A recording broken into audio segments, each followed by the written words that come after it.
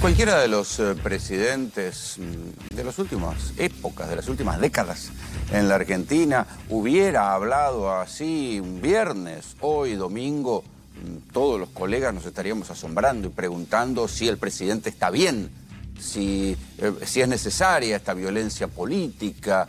De hecho, hace ya 2 meses nosotros aquí en GPS analizamos si el presidente estaba bien. Porque esta pregunta, esta que nosotros la resumíamos como ¿está bien este muchacho?, era la pregunta que había en los foros empresarios. Atención, todo lo que les vamos a contar esta noche en GPS está visto desde el punto de vista de los debates de aquellos que simpatizaban con Milei. Nosotros no vamos a citar argumentos de la oposición o de los que vienen criticando la gestión Milei ya desde el comienzo. Vamos a analizar las discusiones internas que hay, sobre todo entre los que apoyaban a Milei y los que ven con estupor esto. ¿Es necesaria esta violencia? ¿Qué pasa? Incluso uno puede decir que hay varios actores institucionales que ya no se lo toman en serio al presidente. ¿Por qué? Porque si un presidente que va diciendo la cantidad de cosas que va diciendo Milei con la gravedad que tienen esos argumentos, por lo menos desencadenaría a pedidos de informes o denuncias en la justicia penal de sus propios diputados, sus propios alfiles o del propio gobierno, o bien de fiscales que investigarían de oficio. Sin embargo, nada de eso sucede. Es como que no se lo toman en serio, que el presidente puede decir un día una cosa y al día siguiente la contraria, y todo el mundo lo va a tomar como lo que es, no como un presidente, sino como un panelista de televisión. Ese es el problema. ¿Sí? Se ha degradado el valor de la palabra del poder.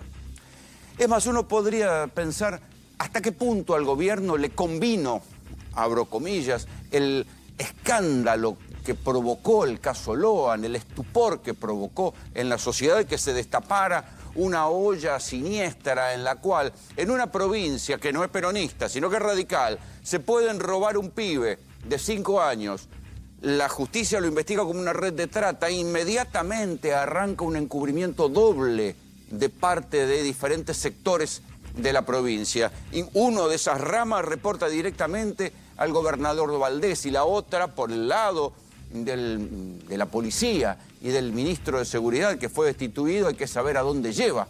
Pero lo que se ve es que cuando estalló el secuestro de Lohan, la provincia quiso encubrir, y nosotros también lo dijimos aquí en nuestro último GPS, que lo que había era un caso de encubrimiento de Estado.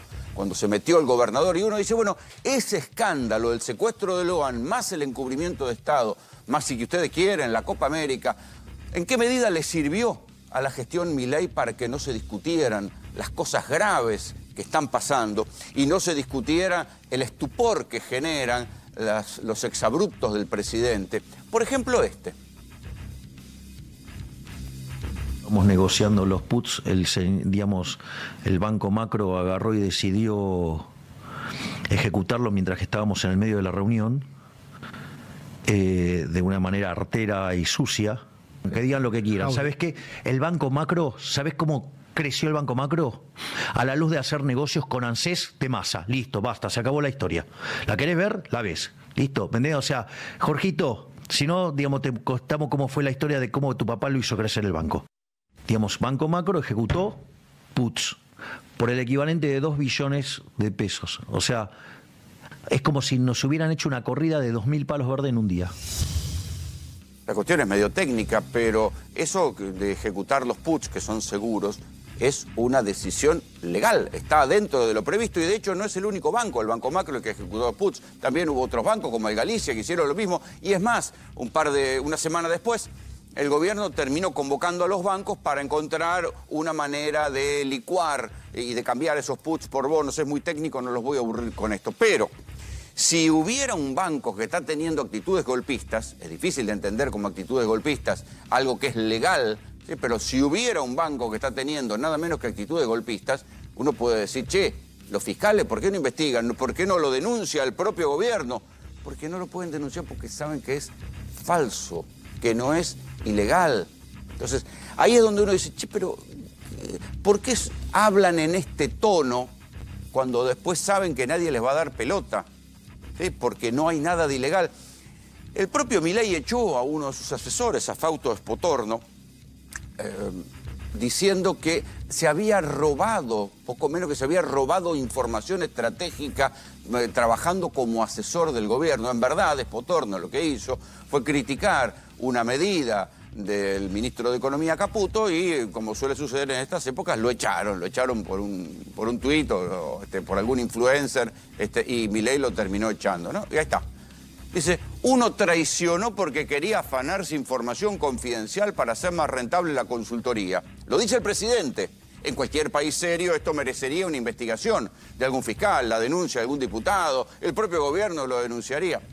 No denunciaron nada porque saben que esto es zaraza, que no lo pueden sostener. Porque si tuvieran las pruebas para decir que Spotorno se robó algo, lo hubieran denunciado a la justicia y no pasó nada. El otro lo hizo después de fracasar en imponer su agenda prebendiaria. Esto por Teddy Karagossian, ¿sí? Un empresario textil que fue eyectado también del Consejo de Asesores de Milei porque, claro, con toda lógica, ve venir un aluvión de importaciones. Él es un empresario textil nacional que también nosotros hemos dicho, che, que algún día expliquen los textiles cómo hacen para que durante todos los años posteriores a la pandemia siempre el costo de la ropa estuvo por arriba de la inflación y uno dice, bueno, cazaban el zoológico porque no podían competir con las importaciones. Eso es otro debate. Lo cierto es que a Teddy Karagossian también lo echaron en 10 minutos. Pero, ¿dónde están las denuncias contra Spotorno si efectivamente se robó algo? Nada. Al presidente nadie le da pelota, no le creen, o ni él se cree lo que dice. Escuchen todo esto, porque esto todavía es más delirante. Lo que dice Milei de un funcionario del FMI. Hubo complicidad del jefe de la misión del fondo con el gobierno anterior para ocultar adentro del balance del Banco Central eso. ¿Quién era el jefe de la misión del fondo? El que sigue siendo ahora. El jefe de la misión del fondo fue ministro de Economía de Bachelet, digamos, en el segundo gobierno, que causó el desastre que causó en Chile. ¿Estás hablando de Rodrigo Valdés? Sí, exactamente. ¿Por qué le permitían todo a Massa? ¿Por qué? Porque el gobierno anterior era Foro de San Pablo, era Grupo Puebla.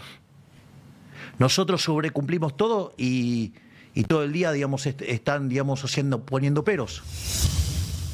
Bueno, decir que le permitían todo al gobierno anterior es por lo menos exagerado, pero pensar que un funcionario del FMI como Rodrigo Valdés, que todo el mundo sabe en el mundo de los ministros de Economía y de los exministros de Economía, que es un ortodoxo, y que Chile, el admirado Chile de Javier Milei, tiene la baja inflación que tiene porque siempre mantuvo políticas ortodoxas que en algún momento Milei exhibió como ejemplo, es todavía más delirante. Le hemos dicho, la verdad, que los gobiernos le han dicho cosas notables a los encargados del Fondo Monetario que monitoreaban el caso argentino, pero nunca les han dicho que eran zurdos. Esta es la confusión que tiene el gobierno respecto de lo que está pasando. ¿Por qué hay tanta bronca con un funcionario del FMI al que Milei acusa de zurdo y nadie se lo cree? O sea, se lo toman como esto, como una butada, una exageración de un panelista de televisión,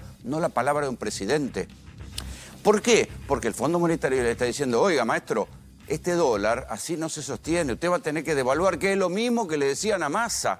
Y acuérdense que después de las PASO le pedían a Massa una devaluación del 100% y Massa terminó devaluando un 22% y así se le terminó disparando la inflación y buena parte de eso contribuyó a que perdiera las elecciones. Esa devaluación que no pudo frenar porque el Fondo Monetario le venía exigiendo devalúa y tuvo que devaluar y esto le terminó arruinando el tramo final de la campaña inmediatamente después de las PASO.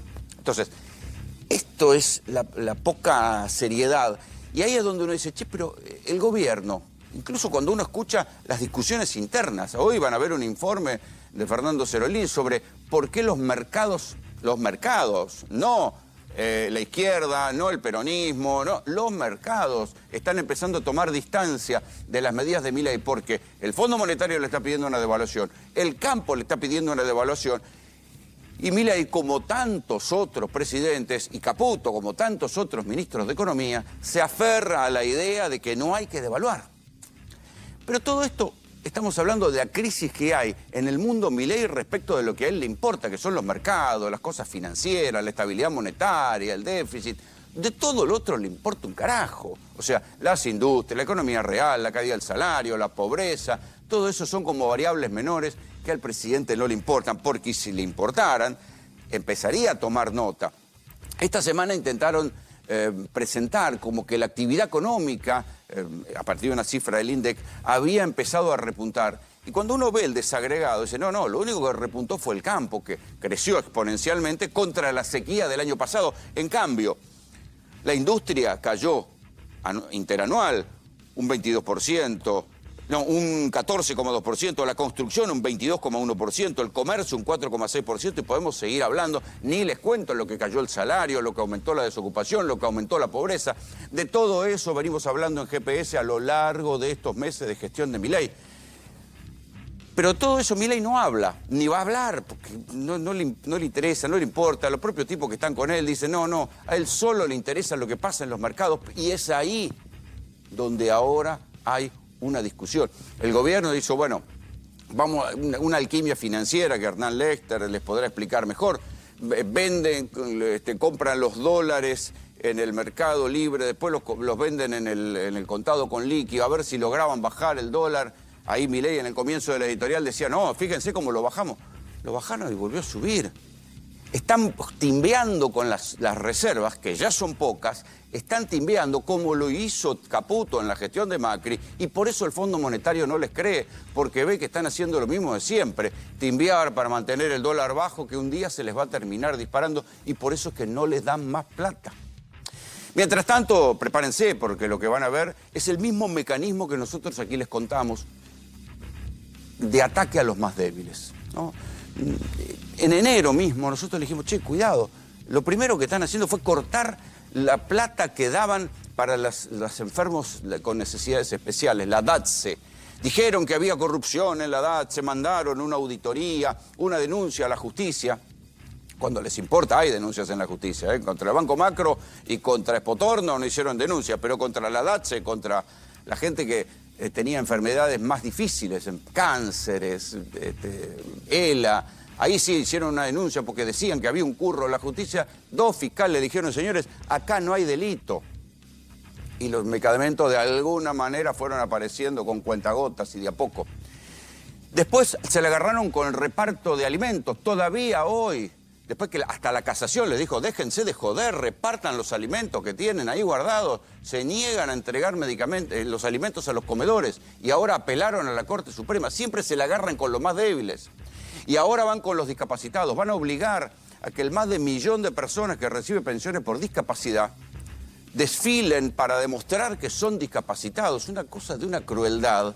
Otra vez se meten con los discapacitados. Ya lo intentó Macri, parece que no aprendieron. Macri intentó meterse con los discapacitados y salieron manifestaciones de discapacitados a decirle, sí, yo soy discapacitado. Escena desgarradora de gente con los pibes en silla de ruedas, con las sondas para poder respirar, diciendo, sí, somos discapacitados, aquí estamos, y nos sacaron los subsidios, nos sacaron las pensiones.